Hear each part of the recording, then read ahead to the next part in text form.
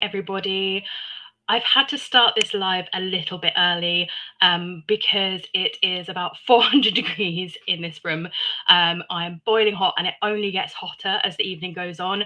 So I thought I can't really come and talk to you guys about the basics if I pass out from heat exhaustion. So I'm sorry that I'm a little bit early. Hopefully you can watch it back if it's too early for you right now. It's 10 to 6, so not too bad, but I'm very, very warm. So I'm going to try and do this very quickly and then go and have a cold shower. Hopefully you're all staying safe and well and hydrated and cool.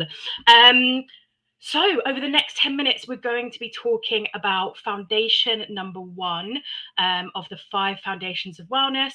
This is the basics, and it is the most important foundation, but it is also the foundation that we always push to one side when we're looking for ways to improve our well-being. We kind of think, oh, I'll try sound baths or qigong or, all of these cool, amazing new kind of wellness trends. And then when I say to people, well, how are you sleeping? Or are you drinking enough water? It's kind of like, no. So the basics is, the very, very foundation of our well-being. And when I talk about the basics, I'm thinking about 3 things. And as I go through these things, whether you're watching this live or you're watching it back, I'd like you to give yourself a score out of 10 as to how you feel these parts of your life are going right now. So the first one, nice and easy. Are you drinking enough water, particularly in this heat? The first thing that we think about with the basics is hydration. So are you drinking enough water? Give yourself a score out of 10.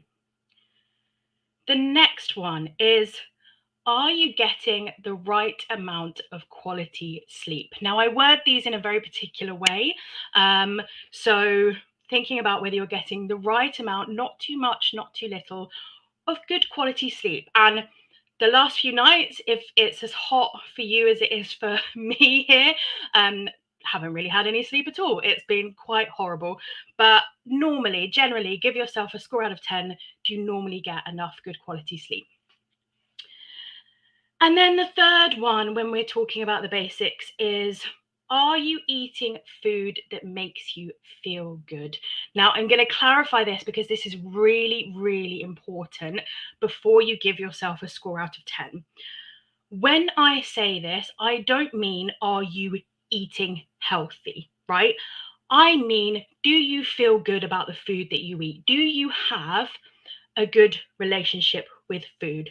So there are so many things that can make us not feel good about the food that we eat, whether that's restricting ourselves, whether it's emotional eating, whether it's the diet industry or other people's opinions on our food. There are so many things that can make us not feel good about food in general.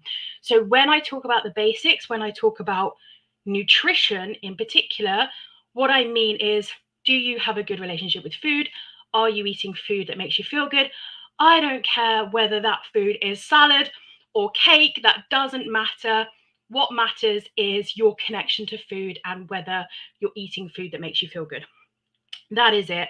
I highly, highly recommend, if that's an area that you struggle with, following my good friend Ella Law, and I'll post her details in the comments at the end.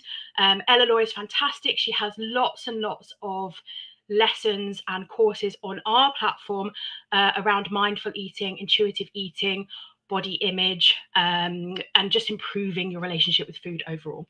So if that's an area that you've said, yeah, I don't really feel good about my relationship with food, whether it's because of emotional reasons or anything else, then I highly recommend that you go and see Ella on Instagram or Facebook or over on our platform.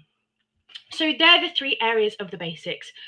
Are you drinking enough water? Are you getting the right amount of good quality sleep? And are you eating food that makes you feel good? And give yourself a score out of 10 for each of those areas.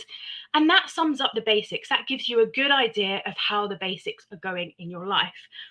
And the reason these 3 are so important and they kind of all go together is that it's a real catch-22 situation when one of them is out of balance. So let's think of an example. Let's say you've had a really bad night's sleep, right? And you get up and you tank a load of coffee because you haven't really had any sleep, and the water gets pushed to one side, you're just drinking kind of coffee and fizzy drinks to keep you awake. Then it gets to the afternoon and you have an afternoon slump because you haven't been hydrating all day and the caffeine's all worn off. And you kind of think, oh, it's dinner time. I don't have the energy to cook anything nice. It's going to make me feel good. I'm just going to eat whatever's in the cupboard. And actually, that makes me feel really bloated and blur. And then I struggle to get to sleep. Right. So you can see how all of these things are linked, because then you have a bad night's sleep again. And it's a cycle, basically. It's a real catch-22 situation if the basics aren't working for us. And then it leads on to issues in other areas. So it can affect our mental well-being. It can affect our energy levels for foundation number 2, which is physical movement. So it can have a real knock-on effect, which is why it's so important to get the basics right. And I'm going to go through some really quick ways that we can do that now. The first one, water. I'm not going to teach you how to drink water. I really hope that everyone watching knows how to drink water, but it might be that you just need that reminder that it's such an important part of your health and your well-being. And this hopefully is your reminder to go drink some water right now, particularly because it's so hot. Lots of people are joining now, and I'm very, very sorry. I know that I said I would start at 6 o'clock. It's so hot in here that I'm trying to get this done early, so I really apologize, but obviously they will all be available to watch back in the feed as well. So hello everyone, and sorry. So like I said, I'm not going to teach you how to drink water, but I want you to think why. You know, it is so good for us. It's nature's best energy drink. It's so good for our brain power. So if you feel sluggish, if you feel lethargic, if you've got brain fog, particularly when you're overly stressed or burnt out or overwhelmed, water helps. You know, it fuels our brain. We need it. And the same with food, right? So this is why I talk about food that makes you feel good. If you're restricting, for example, it can make us feel rubbish. It can make us feel stressed. It can not provide enough energy for our bodies and our brains. So think about drinking enough water. The next thing is food. So like I said, are you eating food that makes you feel good? And for some people, the way to help with this part of the foundation is to actually heal your relationship with food. So if you're not eating food that makes you feel good because there is an underlying emotional attachment or something going on there with food, then, you know, I could tell you to meal prep, I could tell you to do all of these things, but actually until you've dealt with the underlying reason that the relationship with food isn't great, this part of the basics you're always going to struggle with, right? So this one's quite deep. It's not always as simple as make sure that you know, you're getting enough fruit and veg every day, because it might be the reason you don't feel good about the food that you're eating is because there are emotional eating things going on, or, you know, binge eating or restriction or whatever. So think about your relationship with food when it comes to this part of the foundation. For others, it might just be nutrition education, right? So it might just be, I need to learn what works for me, what doesn't work for me, you know, what food feels good for me, and all of that kind of stuff. So think about, you know, is it that I need to heal my relationship with food? Is it that I need to learn more about food and what it does to my body and what food works for me? Or is it that I need to do things like be more prepared and meal prep? Do I need to add more things to my plate? This is what we always talk about at the Anti-Burnout Club: not taking away, not restricting, but adding more fruit, more veg, things that make us feel good when we eat them. So when it comes to food, it's not quite as simple as, you know, prep all your meals a week in advance or whatever else. It might be that there is something else that needs to be done there, but it's so important. So it might be that as you start getting more sleep and drinking more water, that's the last one that falls into place, is nutrition. And then finally, sleep. The thing that I would always have given myself at least a 9 or a 10 out of 10 for, that is now completely ruined in my life, and is probably only going to get worse when I give birth. It is the most important part, and it's why I've left it to the end, because there is a reason that sleep deprivation is a form of torture, right? There is a reason that when we don't get enough sleep, everything just seems to fall apart. And it's because it is the most important, drinking enough water, eating food that makes us feel good, all really important part of the basics. But if we're not getting enough sleep, then these things are just not going to be doing enough for us. So I appreciate when I say that as well. I've always been very, very privileged. I've been very, very lucky when it comes to my sleep. You may have a sleep disorder. You may have chronic pain or a chronic condition. You may have children. All of these things that can make it really hard. And you're saying, Bex, I would love to get some more sleep, but I just can't. And what I think that is a good thing to focus on are just really small changes, right? So it might be that you're not going to get a full, lovely, peaceful 8 hours sleep. But there are things that can help maybe make that sleep better quality. So the first thing is to look at what is called your sleep hygiene. So what's the temperature of your room like? At the moment, probably not great. I'm just sweating thinking about going to bed tonight. But generally, can you keep the temperature of your room nice? Is it dark enough? This is so important, particularly in the summer. If you're being woken up at 4 or 5 o'clock in the morning because of the sunrise, that might be lovely if you want to get up at 4 or 5 o'clock in the morning, but not so nice if you don't want to get up at that time and you haven't slept till 1 o'clock in the morning. So think about how you can darken your room if that's something that you need to do. Another one is your room a nice place to be? And this is something that when I was living on my own, I lived in a flat share, and so my bedroom was also my living room. It was also my office, and I couldn't sleep. I just couldn't sleep because there was so much clutter and everything like that. And once I decluttered my room and was like, actually, I don't need the sofa in here, I'm just going to clear it all out, I slept so much better. And that was a massive turning point for me. So it might be that a focus for you is, how can I make this a really calm place? How can I declutter? What do I do with the floor drobe? Hide it if you have to. If you don't have time, if you don't have the energy, hide the floor drobe. As long as your room feels peaceful, then that's a good start. Other small changes are your bedtime routine, your evening routine.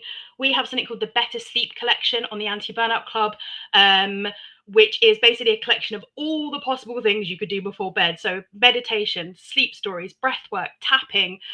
We've got soundscapes, like all of these different things that once you find one that works for you, you're like, oh my goodness, why have I not been doing this for ages? I know that everyone, for example, we've got Andrew Johnson, his sleep stories. He's got like this really nice Scottish accent that everyone just falls asleep to. I've done some sleep stories on there. There's meditations, all sorts. So finding that little thing that can help you drift off. We always used to get, stories when we were little, or I used to listen to E17 on a tape. On repeat. Probably drove my whole family mad with that one song going over and over again. But that's how I slept when I was little. And then we kind of take the routine away from ourselves a little bit as we get older. So thinking about, what's going to help me drift off to sleep. And I will give you one clue. Your phone won't, unless you're using it in particular for a meditation or for a breathwork or whatever. Scrolling on social media, we all know not to do it. TikTok, I think, is the worst, or Instagram, like the reels. It can be so hard, but all we're doing is we're lighting our brain up before we go to sleep, and then our brain is like, oh, I didn't realize we were sleeping. I thought we were learning about going down all these different rabbit holes and all this kind of stuff. So if you can, move the phone away. And I say it all the time. People go, I use it for my alarm. Buy a £5 alarm and stick it by your bed and move the phone away. If you can afford one, I highly, highly recommend a sunrise alarm, and you can get them pretty cheap now on Amazon, or other places. But a sunrise alarm is really nice because it's no noise, it doesn't jolt you out of bed, and it really, really helps you wake up in the morning. So Small changes. What are the small changes that you can make if you can't completely overhaul your routine? If you do have something that makes it hard to fall asleep, or something that makes it hard to stay asleep, or you have children, then I appreciate this one's tough. And just making small changes might give you an extra 10 minutes here and there, but it will add up. And there's less pressure than trying to completely overhaul your whole sleep routine. The last thing to say on that, if sleep is a persistent issue, then please, obviously go and see a doctor where you can. It might be something that's causing that issue, something underlying that's actually causing it. So that is it. That's the basics. I started early because I wanted to finish early and not be so sweaty. I've gone on for far too long and I'm super sweaty, but thank you so much. I'm sorry again for starting early. Hopefully, if you missed the beginning, you can go back and watch it and catch up on me talking about what the basics are, and in particular, what the different definitions are. And I will see you tomorrow, where we'll be talking about foundation number 2, physical movement, physical health, moving our bodies in a way that feels good for us. Thank you so much. Enjoy the rest of your evening. I'm going to jump in a cold shower and